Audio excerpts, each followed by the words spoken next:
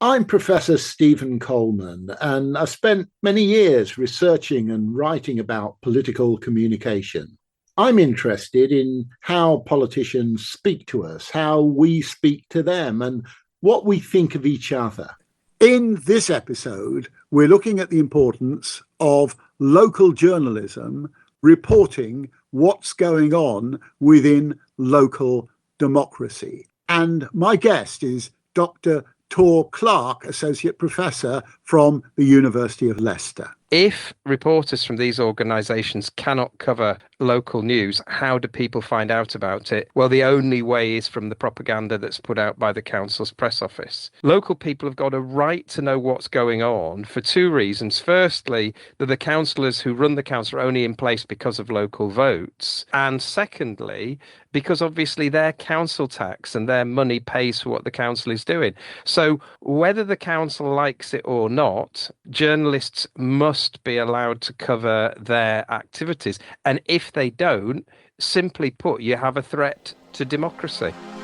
You're gambling with the lives of millions of people. You're gambling with World War III. Blah, blah, blah, net zero, blah, blah, blah, climate neutral, blah, blah, blah. This is all we hear from our so-called leaders. I know people at home are fed up with politics.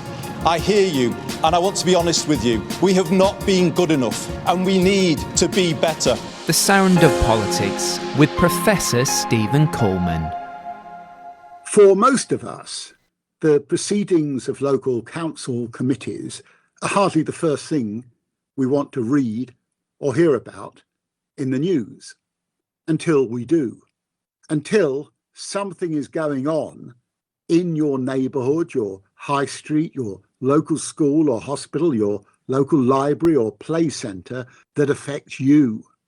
That's why local newspapers, remember them, used to send journalists to turn up regularly to council meetings to make sure that locally elected representatives were held accountable to the people who put them there. Democracy relies on that accountability at a local level. I might not want to know everything they get up to, but when there's something I do want to know about, I want proper journalists to bring me the story, not propaganda sheets in which the council reports on itself. In recent years, that proper local journalism has been in decline, one that begins to look dangerously terminal. Since 2005, the UK has lost 25% of its local print newspaper titles, representing a net loss of nearly 300 publications. And there are many areas of the country that have become news deserts. 4.7 million people, representing 7% of the UK population, now live in areas with zero dedicated local news coverage. The reason for this is commercial. UK local news revenues declined 67% in the 10 years between 2011 and 2021 as advertisers move their investments to online news platforms. Meanwhile, the BBC has cut its local news production by roughly 31% in the last 4 years. In the 1990s, BBC local news reached over 10 million listeners per week, but it's now down to under 5 million. But according to repeated survey findings, the reputational status of local newspapers and BBC local radio stations is much higher than commercial news media, online search engines, social media, video sites, messaging applications, and online-only news sites. In short, people are finding it increasingly difficult to access credible local information. At the neighbourhood level, the sound of politics is being reduced to an inaudible whisper.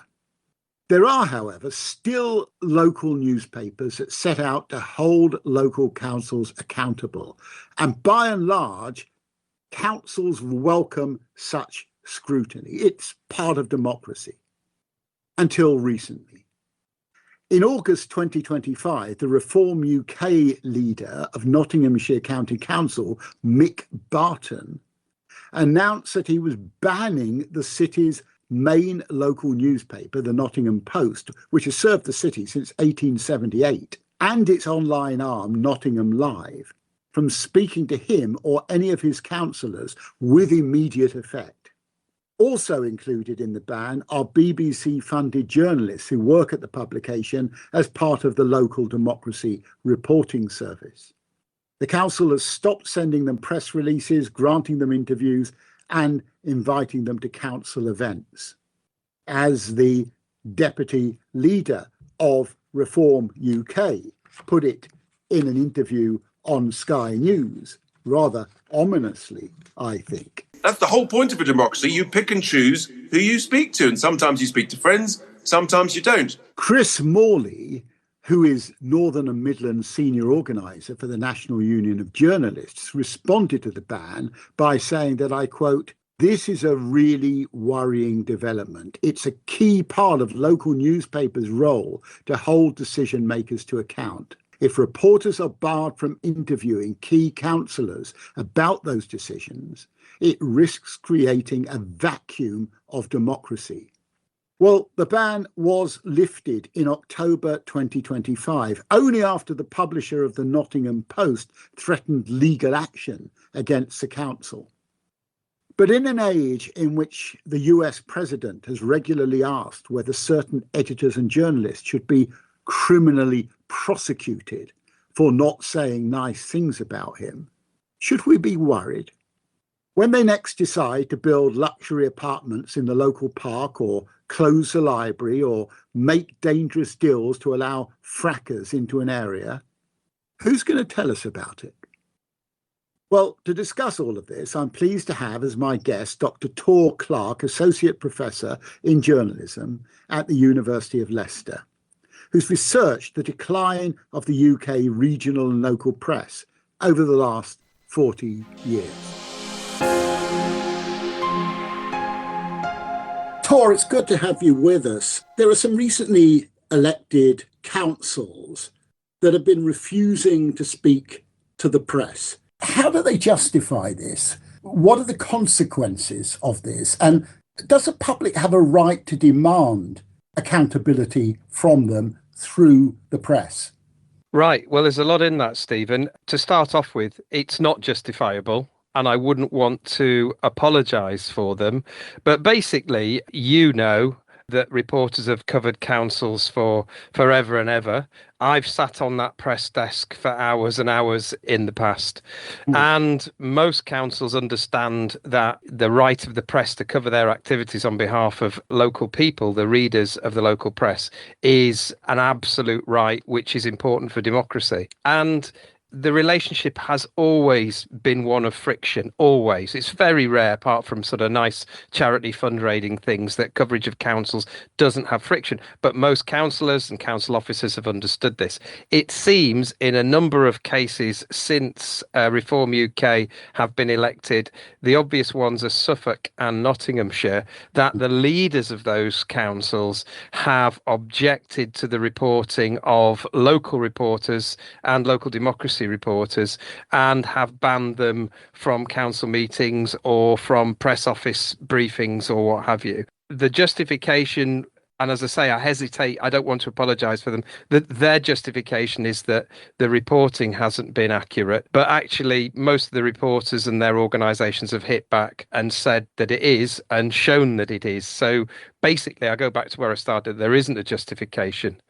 The consequences are actually quite sinister if you think about them. Let's talk about Nottinghamshire. You've got BBC Nottingham, you've got the Nottingham Post, and you've got the local democracy reporting service. If reporters from these organisations cannot cover local news, how do people find out about it? Well, the only way is from the propaganda that's put out by the council's press office. And as is implicit in your question, local people have got a right to know what's going on for two reasons. Firstly, that the councillors who run the council are only in place because of local votes. And secondly, because obviously their council tax and their money pays for what the council is doing. So whether the council likes it or not, journalists journalists must be allowed to cover their activities. And if they don't, simply put, you have a threat to democracy. Yeah. And you use the term that citizens have a right, and I understand that, but I suppose my question is, could that be turned in some way into a legal right? For example, we have a legal right to know about councillors' personal expenditure, whether there's a conflict of interest between what they do in their private life and what they do in public life. We know that people have a right to attend council meetings, or at least most of them.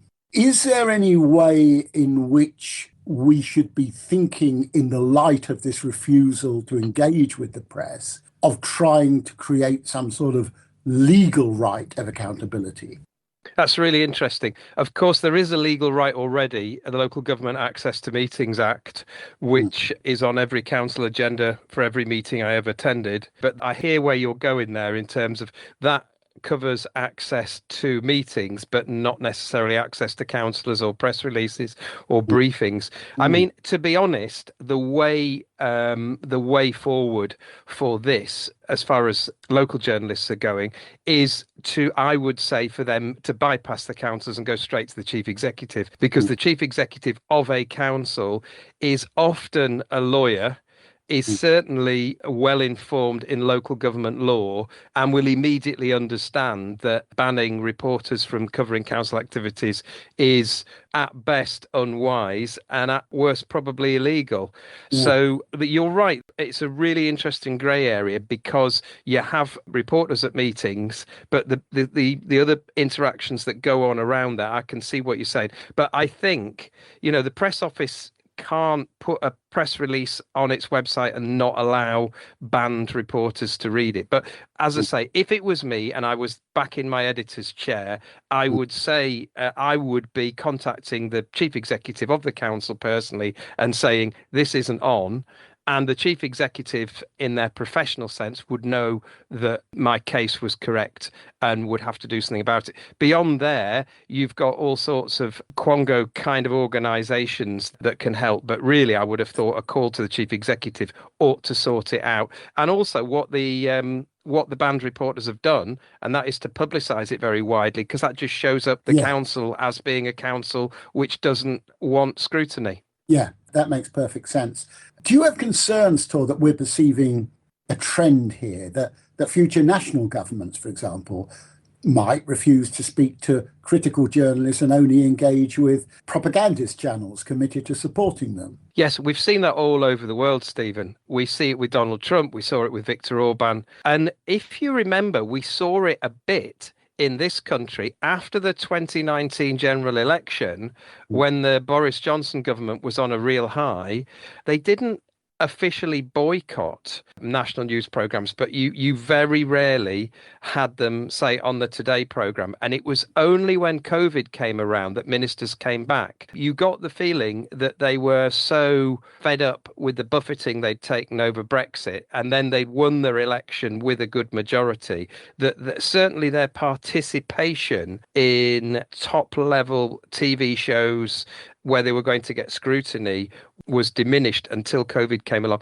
And I don't know whether you remember, I think it's the 2019 general election where all the leaders agreed to be interviewed by Andrew Neil, and then Boris Johnson pulled out at the last minute. Yeah. So national parties have been doing an informal boycott at times, yes. And you're making a really important point, that this is not only about Reform UK, but I still want to ask you the question, are we dealing with this relatively new political party, Reform UK, with something that is different from the norms of democracy, which is actually a challenge to democratic journalism? Yeah, it's a good point. Interestingly, Nigel Farage said after the 2025 local elections, jokingly, he said to the assembled press, "You'll be covering us a lot more from now on." Do you remember that? So his implication was, now that Reform had taken 10 county councils, as it was, that the press would be more interested in it. There is a theory, and it would require better scientific analysis than this to prove it. But there is a theory that if politicians of a particular viewpoint go on the attack against impartial journalists, it forces those journalists to sort of overcompensate and not necessarily give them the scrutiny, the politicians the scrutiny they require. Now, I did some research around Brexit, around the EU referendum of 2016, and I spoke to journalists who said to me off the record, they were aware, it's a binary choice. Everybody had to go one way or the other. They were aware of their views. They were educated professionals. They were aware of their views. And they said maybe they, in hindsight, maybe they did overcompensate.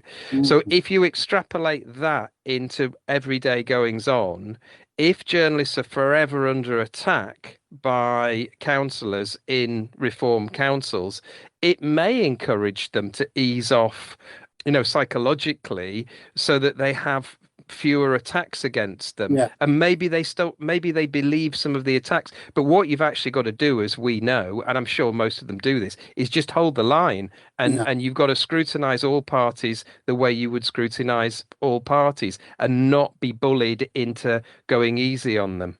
Yeah, that's very well put. For most people, politics is local. But the political stories they receive from the media tend to be national and global. How bad is it for democracy, do you think, that local news reporting is in such decline? Well, you've just sort of opened up the 90,000 words of my PhD, Stephen. How to summarise this? The decline of the UK regional press has reduced the capacity of the UK regional press to scrutinise local government. And that is huge. It's happened over the last 40 years. It's happened in a very dramatic and significant way. Into that void, around 2018, came the Local Democracy Reporting Service, which I'm sure you've covered in the past. And that has put resource back into the coverage of local government, but it hasn't replaced the resource that was there in, say, the 1980s and the 1990s. What that means is that local people in big cities like Leeds, local people get quite good coverage. But outside in the rural areas, in the boroughs and the districts, the coverage isn't as plentiful, isn't as comprehensive as it was. And I think this means that people now vote in local elections on national issues, to answer your point. So I think that because they can't find much coverage of local issues, they are now voting on national issues. So in 2025 and 2026 local elections, Reform UK were riding high in the polls and people voted for them. Mostly their councillors hadn't been councillors before and the party had no record in local government. So the things that they might have voted on locally weren't there to be voted on. And what that means is they were purely voting on national voting intention as it was then, which was not relative to local political conditions.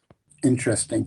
So finally, let's imagine what flourishing local democracy and local journalism might look like. I mean, what role might different kinds of journalism play in a return to local democracy? What role might new spaces for public communication play, not necessarily with journalists at the centre, but with citizens speaking to each other? Is there a vision that we should be excited by? I'm sorry to say no. So a worrying trend is that, as you will know, is that increasingly people say they're getting the news from social media. That doesn't necessarily mean they're getting the news from X. It means that the tip-off for the news is coming from X, and then they're following it up. But we should not encourage social media or just normal citizens to be the conveyors of serious local or national news, because the journalists sign up to key principles, the most important of which is accuracy, but you've also got balance, fairness, that sort of thing. Now, we need journalism to cover local government properly, but clearly people aren't consuming journalism in the same ways that they were previously. So we need, the journalism needs to find ways to reach people with public interest news about councils and other things going on in their area that they can trust and that have that, tick, if you like, of authority. And we cannot leave it to Facebook groups and chats on Twitter and what have you, because the key issue of integrity and accuracy isn't there. People will just pass on what they hear, whereas a journalist's first instinct is, that's interesting, I need to check it. And if it doesn't check out, you can't run it. And the public don't share that kind of thing. So you get all sorts of things. I mean, that way lies the riots in Southport, unfortunately. So the fix, if you like, has to be to get journalism to people in a reliable way that they can trust, and leaving it to the public will not serve the public. And that fix becomes much more urgent, does it not? Because if you think about the ambition of the Burnham government, which is to devolve, to empower communities, that requires an information flow and indeed a communication space that enables people at a local level to use that power well. Yes. So the positive news, is that there's a possibility of a structure there. The Cairncross report of 2019 suggested the formation of a public interest news institute, which would govern the local democracy reporting service. Now, at the moment, the local democracy reporting service is brilliant, and all local news operations sign up to it, but it needs to get out there. There needs to be more of it, and it needs to be more available to people via channels that people are using, such as social media. Now, Cairncross suggested this, and it was a really good idea, and the local democracy reporting service is already there. That needs boosting. It needs more people, and the local, as I say, the Public Interest News Institute could run that. So there's a possible framework there if the DCMS could get interested in it. And I know they are interested in democracy at local level. So I think that is something whereby people of goodwill should push it. Obviously, the BBC are running the LDRS at the moment, and the news publishers want to have a greater say. But I think one of the good things about the LDRS is it moved the control of local reporting away from the publishers into a more autonomous area. There are also digital startups which follow the principles of professional journalism. A little organisation called Nub News is setting up small digital operations all over the country in specific towns and reporting news the way local newspapers used to do so, but without the overheads. And they use LDRS copy in their feeds. So that there are some good things going on, but I think more effort, more energy needs to be put into it, because having that, as you suggest, having good quality information available to people about their local democracy is vital to the democracy in our country. And the other side of that coin is, without it, where does that leave us? That's quite worrying. Absolutely. And I'm really glad that we've ended this conversation on a positive note. Something we can do, something that may well shift the trend, even if only a little bit at first. So it's been a great pleasure to have this conversation with you. And one of the things I take away from it is this notion that we should be thinking in terms of a democratic right to have accountability from local representatives as well as national representatives. We need structures, we need imaginative vision around all of this. And thank you for contributing to thinking about that. Well, thank you very much, Stephen. It's been my pleasure. It's a very important topic, and I'm delighted to be able to talk about it with you. You're gambling with the lives of millions of people. You're gambling with World War III. Blah, blah, blah. Net zero. Blah, blah, blah. Climate neutral. Blah, blah, blah. This is all we hear from our so-called leaders.